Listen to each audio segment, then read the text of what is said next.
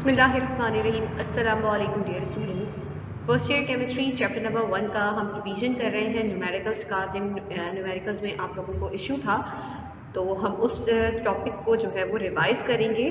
ठीक है, empirical formulas निकालेंगे, सिग्निफिकेंट फिगर्स को देखेंगे, मॉलिक्यूलर फार्मूला चेक करेंगे ये किस तरह निकलता है।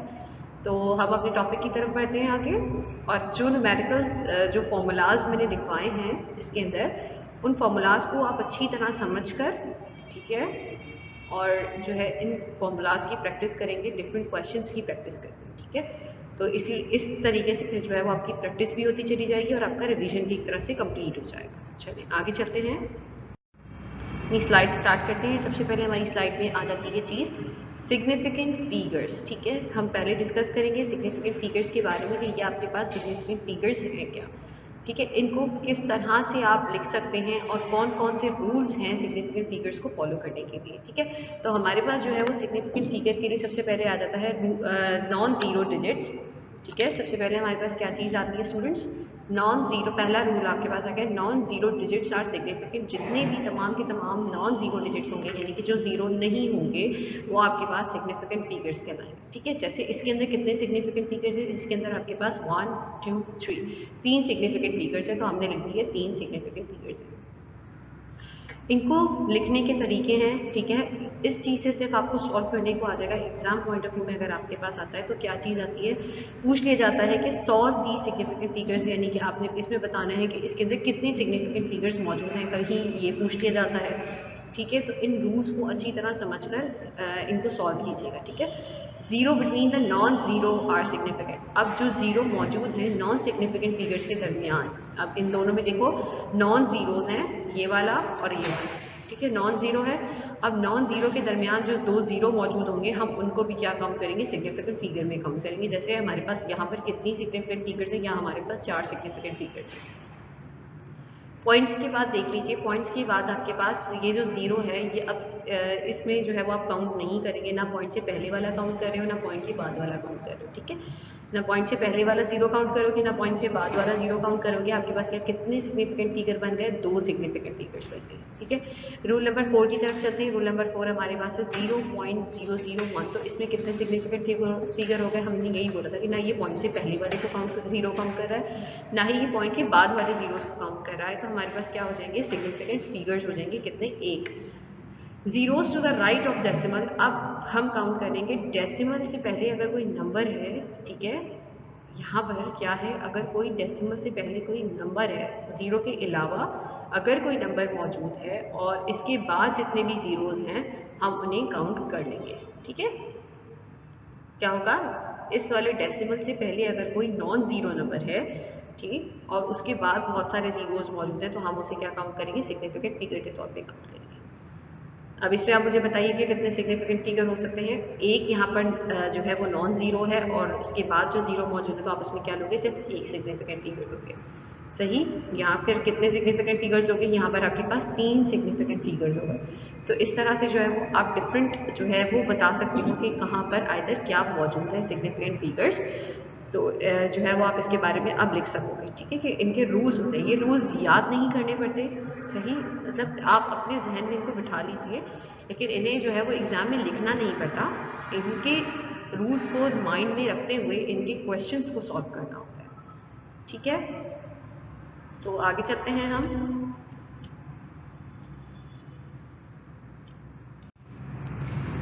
इसकी एप्लीकेशन कहाँ करते हैं, मैं आपको मल्टीप्लिकेशन की इसकी एक एग्जांपल बता देती हूँ। एडिशन और सब्ट्रैक्शन की हम लोग इंशाल्लाह या तो नेक्स्ट क्लास में कर लेंगे, या फिर हम जो है वो उसको आप इसको खुद सॉल्व करने की कोशिश कीजिएगा, नहीं हो तो फिर हम इसे नेक्स्ट क्लास में डिस्कस कर लेंगे। मल्टीप्लिकेशन जो है उसकी मोस्ट इंपॉर्टेंट टाइप ये होती है कि इसमें हमारे पास इस तरह से मल्टीप्लिकेशन में नंबर्स दिए हुए हैं ऊपर भी और नीचे भी। ठीक है, यहाँ ऊपर मल्टीप्लाई हो रहा है और बाकी क्या हो रहा है, नीचे डिवीजन हो रही है। सही, तो पहले हम क्या करते हैं, एक एक को साथ डिवाइड करते हुए, सॉरी मल्टीप्लाई करते हुए आगे चलते हैं। एग्जाम्पल नंबर 1 मैंने ली है, उसको मेरा सोल्यूशन इस तरह किया है कि पहले 56 को मैंने मल्टीप्लाई किया है 725 के साथ। इस तरह से हमने इसको मल्टीप्लाई कर लिया, हमारा जो आंसर आया वो 40600 आ रहा है। ठीक है, अब ये जो है हमने क्या करना है, अब हम इसमें ये चेक करेंगे कि इसमें जो है वो आपके पास 2 डिजिट्स के बाद आफ्टर 2 डिजिट्स काम करना है। सही, आफ्टर 2 डिजिट्स को देखोगे कि इसमें क्या हो रहा है आपके पास, 5 से अगर बड़ी वैल्यू जा रही है तो ये क्या हो जाएगी 41 हो जाएगा। अगर ये वाली वैल्यू आपके पास 5 से ज़्यादा है तो ये वाला नंबर आपके पास जो 0 यहाँ लिखा हुआ है ये चेंज हो जाएगा, बढ़ जाएगा। अगर 5 से ज़्यादा है ये थर्ड वाला नंबर तो सेकंड वाला नंबर ऑटोमेटिकली बढ़ जाएगा। ठीक है, राउंडिंग ऑफ आपको पता होगी चीज़ कि राउंडिंग ऑफ में क्या करते हैं स्टूडेंट्स, अगर 5 से ज़्यादा होती है तो हम पीछे वाले नंबर को बढ़ा देते हैं, ऐसा ही है। अब अगर 5 से कम होती है तो क्या करेंगे, उसको एज इट इज छोड़ देंगे। ठीक, तो अब हम देखते हैं इसमें क्या करना है। हमने इसमें 5 से ज़्यादा है तो हमने क्या काम किया, इसको 1 कर दिया, 41 हो गया, और इस तरह से हमने आगे 3 0 लगाकर देख लिया। तो अब इसमें सिग्निफिकेंट फिगर्स कितने हैं, पीछे पढ़ के आ चुके हो। इसमें सिग्निफिकेंट फिगर्स 2 हैं, बाकी के जो 0 होंगे वो हम काउंट नहीं करेंगे सिग्निफिकेंट फिगर्स में। अब क्या काम किया, अब 41,000 जो हमारे पास इन दोनों को मल्टीप्लाई कराने के बाद आया है, अब 41,000 को 273 से मल्टीप्लाई कर देंगे। ठीक है, ये सिर्फ हम अभी सोल्यूशन कर रहे हैं। 273 से मल्टीप्लाई करेंगे तो हमारे पास वैल्यू कुछ इस तरह से आएगी। ठीक, जीरोज अभी हम नहीं देख रहे, हमने जो देखना है वो यहाँ से नंबर देखना है। यहाँ पर 1 है, ठीक है, 1 को हम क्या करेंगे, 1 तो छोटा आ रहा है तो हम क्या काम करते हैं, अब इसके बाद वाला नंबर ले लेते हैं। हमारे पास इसके बाद वाला नंबर कौन सा है स्टूडेंट्स, इसके बाद वाला जो है हमारे पास ये 0 हो गया। ठीक है, समझ आइए आप लोगों को। हमने इसको क्या किया, इस वाले थर्ड वाले नंबर को देखो आप लोग, क्या है आप लोगों के पास, सही 1 है, तो यानी कि ये किससे 5 से कम है। जब ये 5 से कम है तो ये वाली वैल्यू को हम क्या करेंगे, एग्जैक्टली लिख देंगे।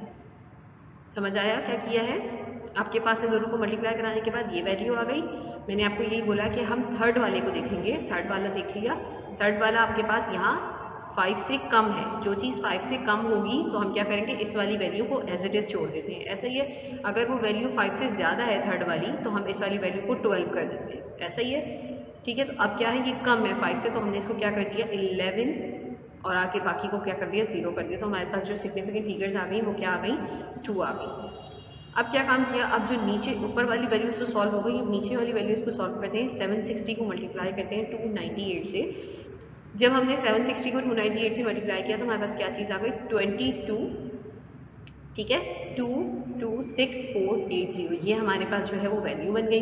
अब देखो थर्ड नंबर आपके पास 5 से ज़्यादा है तो ऑटोमेटिकली ये वाली वैल्यू क्या हो जाएगी, 23 हो जाएगी। तो इसमें कितने सिग्निफिकेंट फिगर्स बन गए, 2 सिग्निफिकेंट फिगर्स बन गए। ठीक है, तो अभी आपने क्या काम किया, इनको मल्टीप्लाई कराने का काम किया। अब ऊपर इनको जो है क्या करोगे, ये वाली वैल्यूज जो आपके पास आई हैं इन दोनों को डिवीजन में रख दोगे। 11 ये वाली वैल्यू ऊपर आ गई क्योंकि ये मल्टीप्लाई इनको कराने के बाद आई थी। डिवीजन में आपके पास कौन सी वैल्यू मौजूद है, 2264। इसका जो राउंड ऑफ करा तो क्या बन गई आपके पास 2 3 और जो है आपके पास 4 0 है। ठीक है, ऊपर इनको रखकर डिवीजन जब किया तो आपके पास 47.8 आया। ठीक है, अब पॉइंट के बाद वाली वैल्यू चेक करो स्टूडेंट्स, थर्ड वैल्यू जो आपके पास आ रही है वो क्या है, 8 आ रही है। ऐसा ही है, तो ये 5 से बड़ी है। जो चीज़ 5 से बड़ी हो जाएगी तो ये वाली सेकंड वैल्यू ऑटोमेटिकली क्या हो जाएगी आपके पास, बढ़ जाएगी। तो क्या हो गई आपके पास बढ़ने के बाद 2 सिग्निफिकेंट फिगर्स 48 बन गया आंसर। तो आपके पास जो इसका आंसर आएगा वो 48 आएगा। और कितने सिग्निफिकेंट फिगर्स होंगे इसके अंदर, इसके अंदर भी 2 सिग्निफिकेंट फिगर्स मौजूद है। तो आपने इस तरह से सिग्निफिकेंट फिगर्स निकालकर इस आंसर को सॉल्व करके दिखाना है। ठीक है, डिफरेंट क्वेश्चन उठाइए, 5 से लीजिए, सॉरी 10 से लीजिए, या फिर अपनी सॉल्यूशन वाली कॉपीज में से बुक्स में से लीजिए। उन क्वेश्चंस को बैठकर सॉल्व कीजिए ताकि आपकी जो है वो कंफ्यूजन क्लियर हो। ठीक है, आगे चलते हैं हम। Rules to find out the empirical formula. अब हम जो है वो फाइंड करेंगे एम्पेरिकल फार्मूला के बारे में कि एम्पेरिकल फार्मूला है क्या। ठीक है, एम्पेरिकल फार्मूला एक जर्नल आइडिया देता है। सही, एक एम्पेरिकल फार्मूला आपको क्या करता है, जर्नल आइडिया देता है किसी भी चीज़ के बारे में, किसी भी मॉलिक्यूल के बारे में। सही, तो आगे चलिए। सबसे पहला जो रूल है उसको सॉल्व करने का क्या है, एलिमेंट्स को सिलेक्ट करना है सबसे पहले कि कौन कौन से एलिमेंट का हमने जो है वो एम्पेरिकल फार्मूला फाइंड करना है, या कौन कौन से एलिमेंट्स पे हमने काम करना है। तो सबसे पहले आपने क्या किया, एलिमेंट्स को सिलेक्ट किया। मेरे पास जो एलिमेंट्स हैं वो कौन कौन से हैं, मैग्नीशियम एंड ऑक्सीजन ले लिया। ठीक है, कैलकुलेटेड मास क्या होता है आपके पास, कैलकुलेटेड मास वो होता है जो एक्सपेरिमेंटल मास होता है, यानी कि जो आपने कैलकुलेट करके निकाला होता है, ये उसका ओरिजिनल मास नहीं होगा, ये वो मास होगा जो आपने एक्सपेरिमेंटल इसे कैलकुलेट किया। ठीक है, तो ये आपको जो है ये गिवन मास में भी चला जाएगा। सही, आ रही है आपको बात समझ। ठीक है। ये आपके पास जो है वो आपके पास कैलकुलेटेड मास में चला जाएगा कि मैग्नीशियम जो है वो कितने मास का है और ऑक्सीजन आपके पास कितने मास का है। तो मैग्नीशियम आपके पास जो है वो 2.4 मास का हो गया, ग्राम हो गया, और ऑक्सीजन आपके पास कितना हो गया, 1.4 ग्राम हो गया। अब थर्ड स्टेप में क्या काम करते हैं आप लोग, परसेंटेज को एस्टिमेट करते हो किसी भी चीज़ की। अब आपको मास गिवन है, ठीक है, मास गिवन होगा, आप परसेंटेज निकाल लोगे आसानी से। अब परसेंटेज कैसे निकलेगी वो देख लो।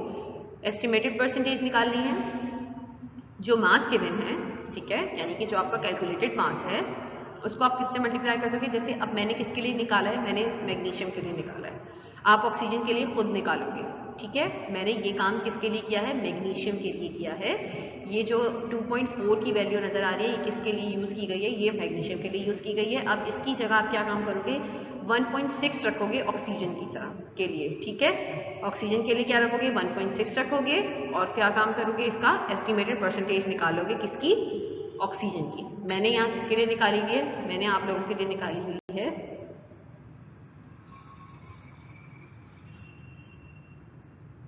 मैंने आप लोगों के लिए यहाँ पर जो निकाली, ठीक है। तो हमने क्या काम किया है, हम इसको जो है वो स्टीम के साथ एयर में बर्न करते हैं। 3.002 ग्राम हमारे पास कार्बन डाइऑक्साइड मौजूद है एंड 1.640 ग्राम हमारे पास क्या है, वाटर मौजूद है, ठीक। अब हमने क्या काम करना है, इसका जो है वो एम्पेरिकल फॉर्मूला निकालना है, ठीक है।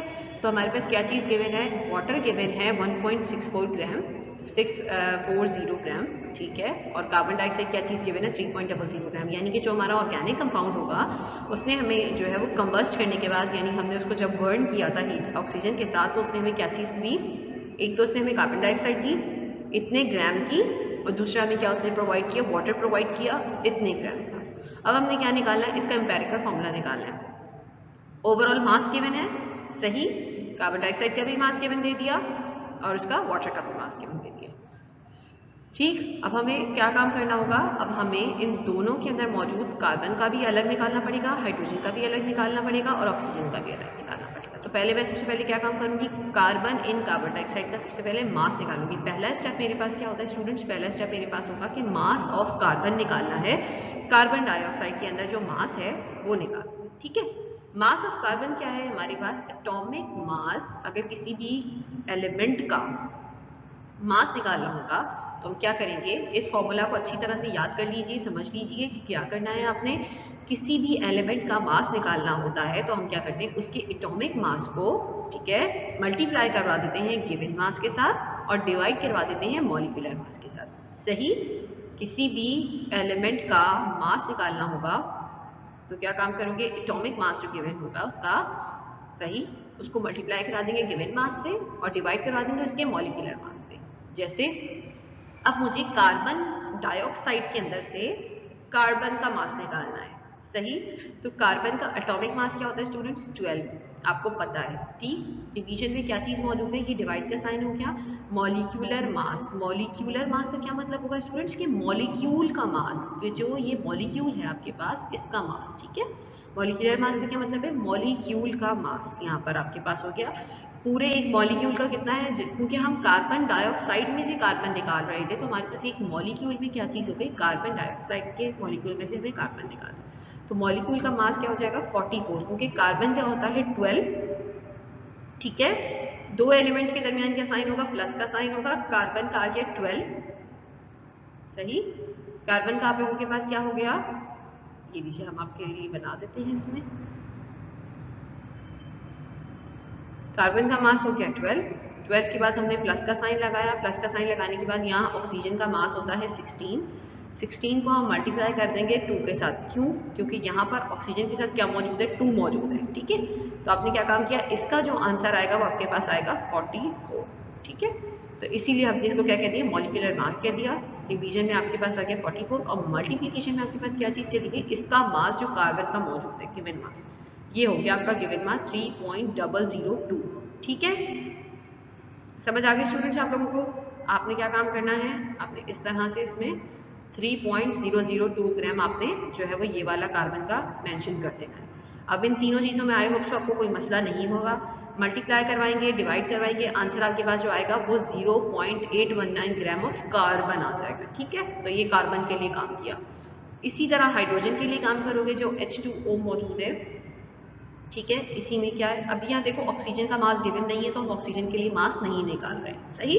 तो हम क्या काम करेंगे, डायरेक्टली जो है पहले हाइड्रोजन और कार्बन के लिए निकालेंगे, ऑक्सीजन के लिए नहीं गिवन तो हम ऑक्सीजन का बाद में परसेंटेज से काम निकाल लेंगे, सही। तो अभी हमें क्या है, सिर्फ दो वैल्यूज गिवन है, एक वाटर के लिए और एक कार्बन डाइऑक्साइड के लिए। ऑक्सीजन के लिए हमें कोई चीज़ इस तरह की गिवन नहीं है, तो हमने क्या काम किया, सिर्फ कार्बन में से, कार्बन डाइऑक्साइड में से कार्बन का मास निकाल लिया। वाटर में से हाइड्रोजन का मास कैसे निकालोगे, वाटर में देखो अब हाइड्रोजन यहाँ कितने मौजूद है स्टूडेंट्स, हाइड्रोजन का जो एटॉमिक मास है वो कितना होगा, एक हाइड्रोजन का कितना होता है 1, तो यहाँ कितने हाइड्रोजन मौजूद है 2, तो यहाँ पर इसका एटॉमिक मास कितना हो गया 2 डिवाइडेड बाय वाटर। इसके मॉलिक्यूल का क्या होता है स्टूडेंट्स, ये वाला मॉलिक्यूल है, अब आप खुद करो इसको, कितना हो गया आपके पास, ये 2 मल्टीप्लाई बाय 16, ठीक, तो सॉरी 16 के 2 प्लस, क्योंकि प्लस का साइन आएगा ना, दो एलिमेंट्स हैं अलग अलग, ठीक है।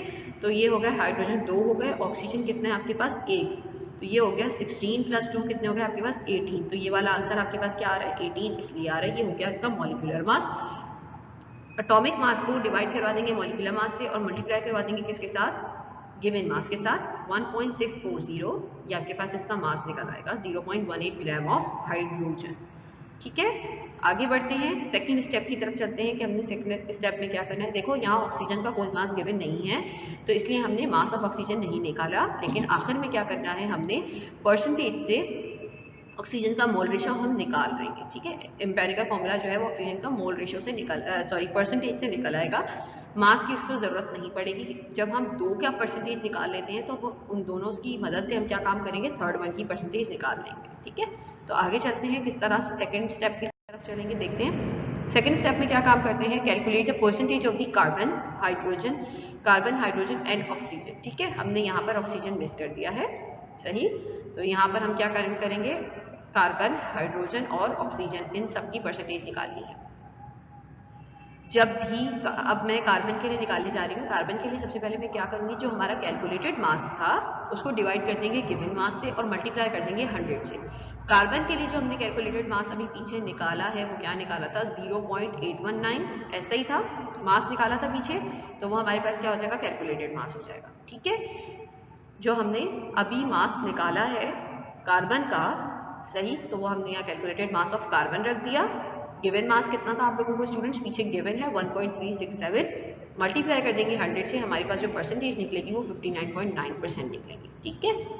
ये आपके पास कार्बन के लिए हो गई। हाइड्रोजन के लिए निकालोगे हम 0.81, क्या है, पीछे हम लोगों ने हाइड्रोजन का गिवन मास निकाला है, ये आपके पास 0.81 हो गई, उसको मल्टीप्लाई कर देंगे आप 100 से और डिवाइडेड बाय कर देंगे ओवरऑल मास के साथ, जो आपके पास ओवरऑल मास गिवन था, ठीक है। ओवरऑल मास का क्या मतलब है स्टूडेंट्स, जो पीछे सबसे पहले 1.367 दिया हुआ था, ये वो वाला मास है जो बिल्कुल फर्स्ट लाइन में ये क्वेश्चन में गिवन था, ठीक है, कि इतना जो है वो ओवरऑल मास है, गिवन मास, ठीक है। Given mass, total given mass भी लिख सकते हो इसको, जो टोटल गिवन मास है वो ये है 1.367, इन दोनों के साथ आपने जो है वो यहाँ दोनों में डिवीजन में वही रखा गया है, ठीक है।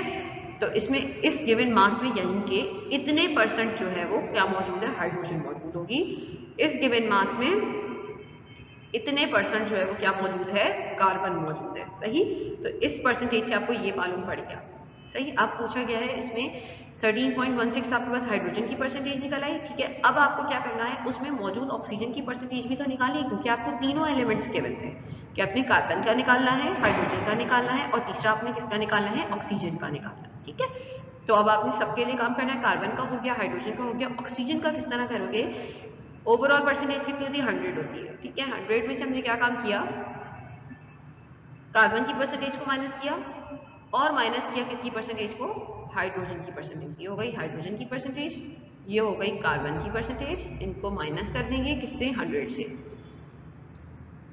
क्या निकल आएगी 26.94%, यानी कि अब ये क्या है, 100 में से अगर कोई कंपाउंड 100% मौजूद है तो उसमें कितनी परसेंट आपके पास जो है वो कार्बन हो गई, 59, यानी कि 60% आपके पास क्या है, कार्बन है, 13% उसमें क्या है, हाइड्रोजन मौजूद है, जबकि 26% आपके पास क्या मौजूद है इसके अंदर, 26 से 27% आपके पास क्या मौजूद है स्टूडेंट्स, वो आपके पास ऑक्सीजन मौजूद है। तो आपने क्या किया, एक दो की मदद से तीसरे वाले की परसेंटेज निकाल ली, वहां ऑक्सीजन का मास गिवन नहीं था, लेकिन क्या किया आपने, दो की मदद से तीसरे की परसेंटेज निकाल ली, ठीक है।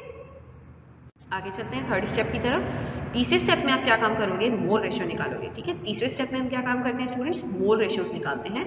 मोल रेशियोज में क्या काम करोगे, पहले कार्बन का मोल रेशियो अलग निकलेगा, हाइड्रोजन का मोल रेशियो अलग निकलेगा और ऑक्सीजन का मोल रेशियो अलग निकलेगा। ठीक है, तो मोल रेशियो निकालने का जो फॉर्मूला है वो क्या है, परसेंटेज को एटॉमिक मास से अगर मैं डिवाइड करवा दूंगी तो मेरे पास इजीली मोल रेशियो आ जाएगा। परसेंटेज क्या निकली थी कार्बन की 59.9, ठीक है, उसका एटॉमिक मास कार्बन का क्या है 12, तो इसका मोल रेशियो क्या आ गया 5। ठीक है, हाइड्रोजन के लिए चलते हैं, हाइड्रोजन का क्या हो गया, फिर परसेंटेज क्या निकली थी 13.16, उसको डिवाइड कर देंगे हाइड्रोजन के एटॉमिक मास से, क्या है स्टूडेंट्स 1 है, आपके पास क्या बन गई इसकी जो है वो मोल रेशियो जो उसका निकला है वो 13.6 निकला है। ठीक है, उसके बाद आ जाइए ऑक्सीजन की तरफ, ऑक्सीजन में मेरे पास क्या है 26.94, इसको डिवाइड कर देंगे किसके साथ 16 के साथ, क्योंकि इसका जो एटॉमिक मास है ऑक्सीजन का वो 16 है, तो आपके पास क्या आंसर आ जाएगा 1.68%। ठीक है, तो अब ये हो गए मोल रेशियोज। तीसरे स्टेप में क्या काम करते हैं, मोल रेशियो। पहले स्टेप में आप लोगों ने क्या किया, मास फाइंड आउट किया, दूसरे स्टेप में आपने परसेंटेज फाइंड आउट की, तीसरे स्टेप में आप लोगों ने क्या काम किया, मोल रेशियो फाइंड किए। अच्छा स्टूडेंट्स, एक बात और ज़्यादा ध्यान रख लीजिएगा, जब भी आपके पास सिर्फ मास गिवन, कहीं कहीं आपके पास जो क्वेश्चन में है मास गिवन होगा, कहीं कहीं आपके पास क्वेश्चन में क्या चीज़ गिवन होगी, परसेंटेज गिवन होगी। ठीक है, तो जहां पर भी आपके पास मास गिवन होगा आपने क्या काम करना है, यहाँ से पूरा स्टेप फॉलो करने, चारों स्टेप फॉलो करने। ठीक है, कौन कौन से स्टेप हो गए, मास निकालना पड़ेगा आपको अलग अलग, कार्बन का अलग निकलेगा, हाइड्रोजन का अलग निकलेगा, ऑक्सीजन का अलग निकलेगा, अगर सिर्फ आपके पास जो है वो ग्राम्स में मॉलिक्यूल का मास दिया हुआ है। ठीक है, तो आपने क्या करना है, कार्बन का अलग निकलेगा, हाइड्रोजन का अलग निकलेगा, ऑक्सीजन का अलग, तीनों एलिमेंट्स का अलग अलग मास निकलेगा, तीनों की अलग अलग परसेंटेजेस निकलेंगी, तीनों के अलग अलग मोल रेशियोज निकलेंगे, तीनों के अलग अलग सिंपलेस्ट रेशियो निकलेंगे और एम्पिरिकल फॉर्मूला निकलेगा।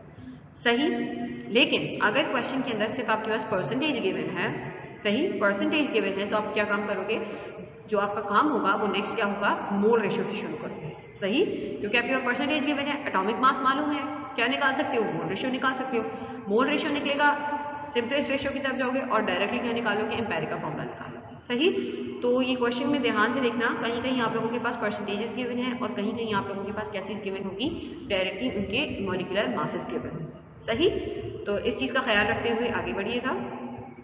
तो आपके पास जो है वो मोल रेशियोज तीनों के मिल गए हैं इस फॉर्मूले के थ्रू, ये फॉर्मूला है आपके पास। ठीक है, परसेंटेज ओवर एटॉमिक मास, मोल रेशियोज निकल गए। तो परसेंटेज अगर आपके पास क्वेश्चन में गिवन है तो डायरेक्टली आपने एटॉमिक मास रखना है सबका और चीज़ें निकालिए।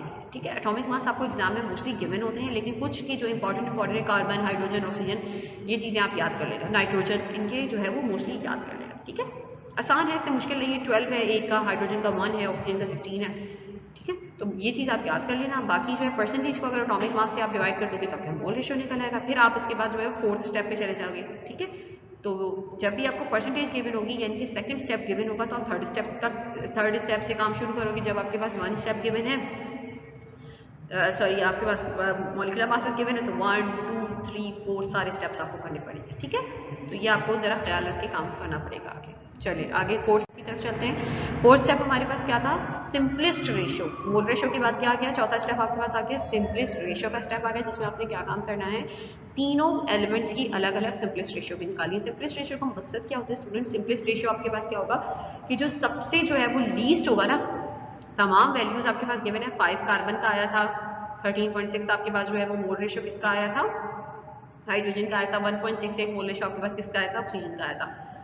अब इन तमाम को, ये आपके पास मोल रेशियोज थे, ये तीनों आपके पास क्या है, मोल रेशियोज है। इन तमाम मोल रेशियोज को आप क्या करोगे, किससे डिवाइड करोगे, सबसे लीस्ट मोल रेशियो से, जो सबसे लीस्ट वैल्यू है उससे सबको डिवाइड करोगे। सबसे लीस्ट आपके पास 5 है, नहीं।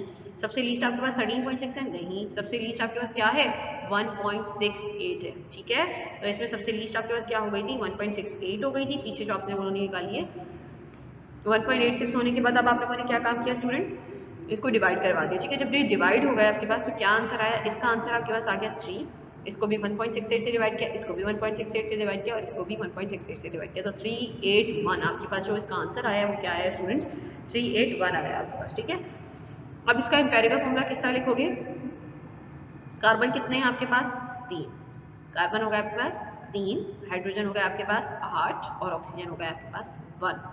तो यानी कि इतने कंपाउंड, ये वाला कंपाउंड था जो एयर के साथ कंबस्टिबल हो गया है और आपके पास इसने क्या चीज़ प्रोड्यूस की है, वाटर प्रोड्यूस किया है और कार्बन डाइऑक्साइड प्रोड्यूस किया। तो आपने क्या काम किया, इस कंपाउंड का एम्पेरिकल फॉर्मूला निकाल लिया, यानी कि इस एम्पेरिकल फॉर्मूला से आपको पता चल गया कि कौन सा कंपाउंड मौजूद होगा कि जिसकी बर्निंग की वजह से आपको क्या मिली, कार्बन डाइऑक्साइड मिली और वाटर मिल गया। समझ आ गई आप लोगों को बात? ठीक है स्टूडेंट्स, तो ये इस तरह से सॉल्व होंगे। सही, तो ये जो है आपके पास सिंपलेस्ट रेशियो आ गया। अब आपके पास एम्पेरिकल फॉर्मूला निकल आया है। तो अब एम्पेरिकल फॉर्मूला निकालने के बाद अगर क्वेश्चन में आगे गिवन हो कि find out the empirical formula and molecular formula, ठीक है, तो क्या काम करोगे, अब आपके पास लिखा हुआ है डायरेक्ट परसेंटेजेस गिवन है, सही, तो आपके पास क्या बोला गया है कि find out the molecular formula.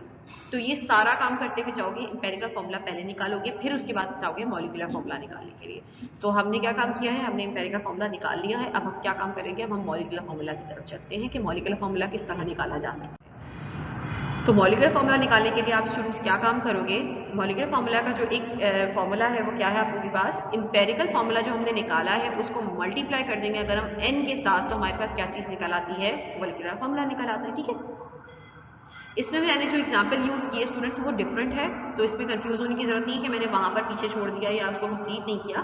ठीक है, तो मैंने वहाँ एम्पेरिकल फॉर्मूला तक एक और एग्जाम्पल की है, और अब मैं जो मॉलिक्यूलर फॉर्मूला के लिए करवा रही हूँ वो आपको एक और एग्जाम्पल करवा रही हूँ कि आपने किसी भी चीज़ का मॉलिक्यूलर फॉर्मूला एम्पेरिकल फॉर्मूला के बाद किस तरह निकालना है।